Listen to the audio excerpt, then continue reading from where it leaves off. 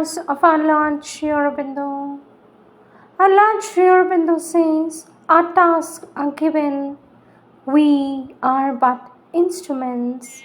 Nothing is all our own that we create. The power that acts in us is not our force. With always our love and blessings, says our Lord Sri Aurobindo.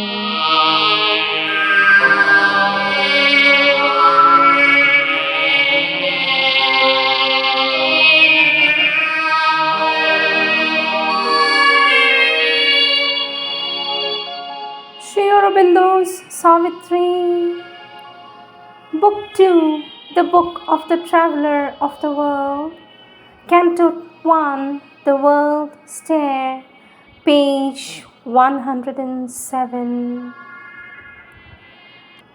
Alone he moved, watched by the infinity around him and the unknowable above. All could be seen that shuns the mortal eye. All could be known the mind has never grasped. All could be done no mortal will can dare. A limitless moment filled a limitless peace. In a profound existence beyond earth's, parent or kin to our ideas and dreams, where space is a vast experiment of the soul, in a deep oneness of all things that are, the universe of the unknown arose. A self-creation without end or pause revealed the grandeurs of the infinite. It flung into the hazards of its play a million moods, a myriad energies. The world shapes that are fancies of its truth, and the formulas of the freedom of its force. It poured into the ever-stable flux, a Bacchic rapture and revel of ideas, a passion and motion of everlastingness. There rose unborn into the unchanging surge thoughts that abide in their deathless consequence, worlds that immortal last, though fallen mute, acts that brought out from silence its dumb sense, lines that convey the inexpressible.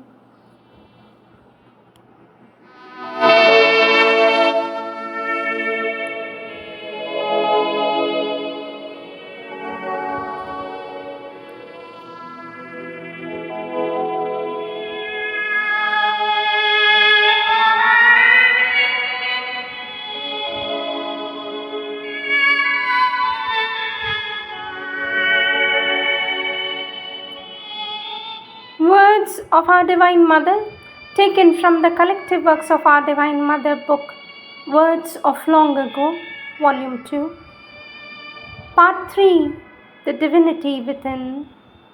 This was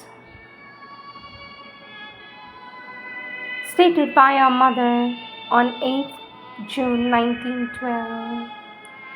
Our Divine Mother says, all in us that is not wholly consecrated to the divinity within is in the possession by fragments of the whole entirety of things that encompass us and act upon what we improperly call ourselves, whether through the intermediary of our senses or directly on the mind by suggestion. The only way is to become a conscious being. To be oneself is to unite with the divine self that is in all. For that, we must, by the aid of concentration, isolate ourselves from external influences. When you are one with the divinity within, you are one with all things in their depths. And it is through it and by it that you can enter into relation with them. You are then but without attraction or repulsion, near to whatever is near to it and far from whatever is far. Living among others, you should always be a divine example, an occasion offered to them to understand and to enter on the path of the life divine. Nothing more. You should not even have the desire to make them progress, for that too would be something arbitrary. Until you are definitely one with the divinity within, the best way in your relations with the outside is to act according to the unanimous advice given by those who have themselves had the experience of this unity. To be in a state of constant benevolence, with this as your rule, not to be troubled by anything, and not to be the cause of trouble to others, not to inflict suffering upon them so far as possible.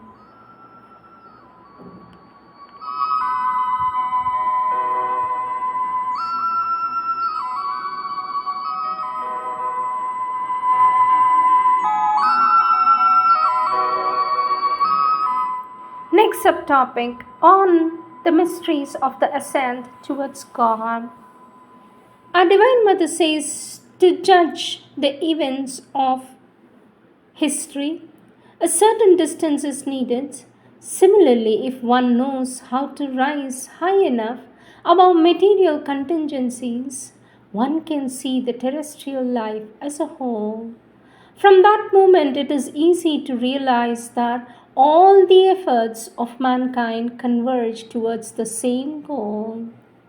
It is true that collectively or individually, men follow very different paths to reach it.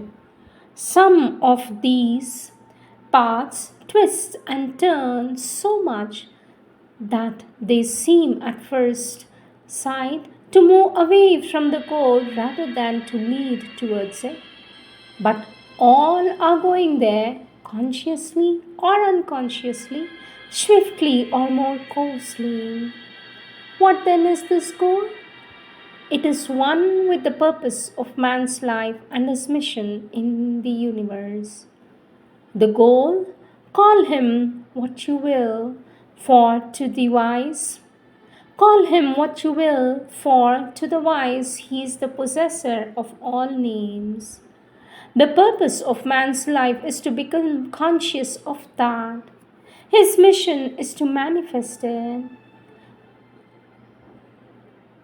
By discernment, study, reflection, analysis, control, and concentration of the thought, one dispels the illusion of personality, a rill of atoms in a single substance which is itself nothing but an appearance or a condensation of the ether. When we say myself, what do we speak of?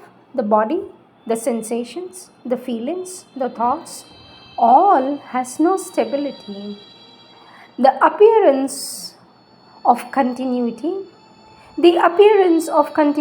comes from a rigorous determinism obtaining in each of these realms of the being, and into this determinism they enter as many external as internal agents.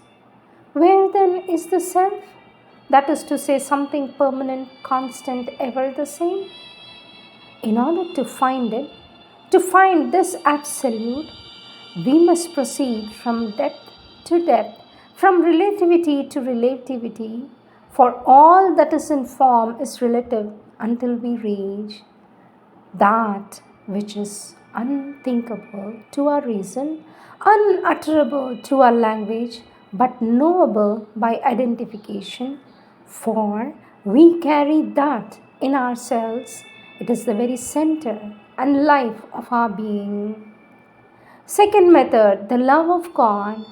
It is the method of those who have developed religious sense, aspiration towards the divine essence of all things that we have perceived in a moment of integral illumination. Then self consecration to this divine essence, to this eternal law, integral self giving at every moment in all one's actions, complete surrender. One is only a docile instrument, a faithful servant before the Supreme Master. The love is so complete that it causes a detachment from all that is not the divine absolute and perfect concentration on Him.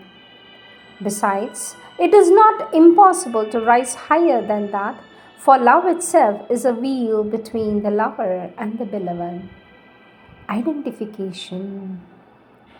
Third method, the love of humanity. As a consequence of a clear vision and intense perception of the immense suffering of humanity, there arises the resolution to consecrate oneself entirely to making this suffering cease. Self oblivion in the giving of all one's thoughts, all one's energies, all one's activities to succor others in however small a degree. Our Divine Mother says, with your hearts overflowing with compassion, go forth into this world, torn by pain, be instructors, and wherever the darkness of ignorance rules, their light a torch. This consecration to humanity manifests in four domains. One can give to others in four ways: material gifts, intellectual gifts, knowledge, spiritual gifts, harmony, beauty, and rhythm. The integral gift, which can be made only by those who have followed the three paths, who have synthesized within themselves all the methods of development, of becoming conscious of that which is eternal, the gift of example. The example which is not self conscious and which one gives because one is, because one lives in the eternal divine consciousness. Next subtopic, two parallel movements. Our Divine Mother says there should be two parallel movements in the evolution of an individual. It is because he generally neglects one or the other of these moments in order to concentrate on one alone that his progress is so halting and so unbalanced. One of these moments is to become conscious of all the constituent elements of the being, material and sensory, as well as intellectual and spiritual. We must become acquainted with the mechanism of the life within us, with all its tendencies, qualities, faculties, and varied activities, very impartially, that is, without any preconceived idea of good or evil, without any absolute or arbitrary judgment, for our judgments are inevitably lacking clear sightedness about what should subsist, what should disappear, what should be encouraged, what should be suppressed. Our Divine Mother says our vision of what we are must be objective, without bias, if we want it to be sincere and integral. We are faced with a universe which we must explore down to the smallest details, know in its most obscure and infinitesimal elements with a scientific attitude of perfect mental impersonality, that is, without any prior judgments. Whatever we may think, this work of observation, analysis, and introspection is never completed. At all events, as long as we are on earth in a physical body, we should always study the immensely complex being that we are, so that no element may elude our knowledge and therefore our control, for we can only master what we know and command what we have mastered. This brings us to the second movement, which should exist parallel to and simultaneous with the first. It is the consecration, the constant and constantly repeated surrender of all the elements subject to our control to the supreme and divine law. Each element that has become conscious of itself, each tendency, each faculty must surrender to the sovereign guidance of the eternal essence of the being with the simple trust of a child. She will order, classify, and utilize all these elements in the right way. She and she alone can separate what can be used from what cannot, what must be encouraged from what must be eliminated. And no doubt, as before her, all is equal value, all can be used, since by her all is transformed, illumined, transfigured. All that becomes conscious of her and gives itself to her becomes herself, and thus escapes all notions of good and evil, which is purely external and human. Our Divine Mother says, one of these moments, one of these attitudes, without which the other is incomplete and one-sided. To consecrate our being in one block to the Supreme Essence is not enough. All the elements that we do not know and have not mastered elude this consecration and therefore follow their own law instead of conforming to the eternal law, and become the source of every disturbance, every unexpected revolt in one who had yet thought himself to be entirely a servant of the law. But he was forgetful of all the unknown nooks in his being, which also have a claim to life and activity, which are manifested in their turn, but in all activity that is disorderly and disharmonized relative to the being as a whole, since they elude the central will. On the other hand, says our Divine Mother, to become conscious of ourselves in smallest details is vain and sterile, even dangerous, if it is not done for the sake of order, so that the divine essence can be made the omnipotent ruler of all these elements if we do not secure the unreserved surrender to her supreme guidance, to the sovereign law. Only in the balanced union of these two attitudes can one truly, integrally call oneself a servant of the Eternal.